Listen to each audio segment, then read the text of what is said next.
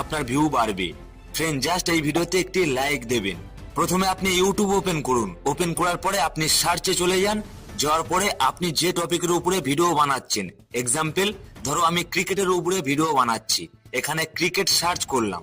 আর এখানে দেখুন 3 ডট, এর উপরে ক্লিক করুন। আর এখানে সার্চ ফিল্টার, এর উপরে ক্লিক করুন।